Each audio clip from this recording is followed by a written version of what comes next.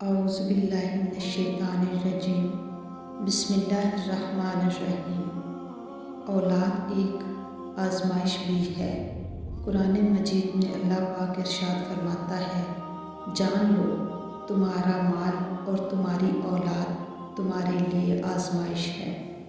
پھر رب العزت قرآن مجید میں ہی ایک اور صورت میں بھی فرماتے ہیں کہ بے شک تمہاری بیویاں اور تمہاری اولاد میں سے بعض تمہارے دشمن ہیں تو تم ان سے ہوشیار رہو۔ یہ اس وقت دشمن بن جاتے ہیں جب ان کے صحیح تربیت نہ ہو، ورنہ تربیت یافتہ اولاد کو تو قرآن مجید نے آنکھوں کی ٹھنڈک کہا ہے۔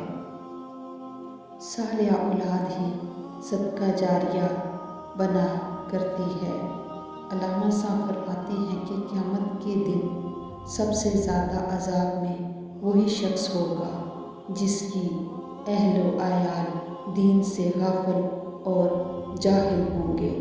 باپ بڑا ایڑیاں رگڑ کر، پسینہ بہا کر اور پیسے کمانے کی مشین بن کر رہ گیا ہے، اگر وہ اپنی اولاد کی صحیح تربیت ہی نہیں کر سکتا اور اولاد جہنمی ہو جاتی ہے، اس کی کمائی کا کیا فائدہ؟ اور اگر اولاد کی ماں اور باپ اس انداز سے تربیت کر جاتے ہیں کہ وہ ان کے بعد بھی لوگوں کو فلاح بہبود پہنچاتی رہتی ہے، تو یہ کام ان کے لیے قبر میں بھی باعث رحمت بن کر ان کے لیے فائدہ مند ہوگا۔ بے تربیت، بے ادب اور جھگڑالو اولاد کی وجہ بنے۔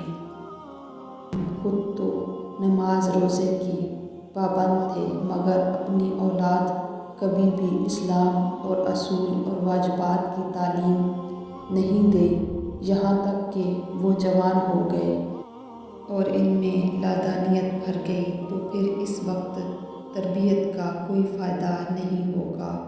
اولاد کی بددعا قیامت کے دن بے تربیت اولاد والدین کو بددعا دے گی، لا جزاک اللہ خیر، خدا تمہیں جزائے خیر نہ دے، تم نے ہماری تربیت نہ کی۔ کیونکہ اگر والدین نے اولاد کی صحیح تربیت کی ہوتی تو آج یہ اولاد ان کے لیے ثواب جاریہ کا باعث بن جاتی اور عذاب سے بچنے کا سبب بنتی۔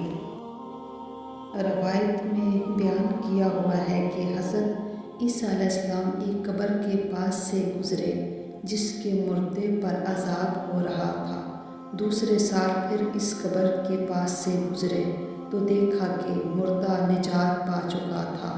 آپ نے خداوند عالم سے اس کا سبب دریافت کیا تو وحی نازل ہو گئی، اس کا بیٹا نیک ہے، اس نے اپنا رویہ صحیح کر لیا ہے اور ایک یتیم کو پناہ دی ہے، چنانچہ اس کے بیٹے کے اعمال کی خاطر ہم نے اسے معاف کر دیا۔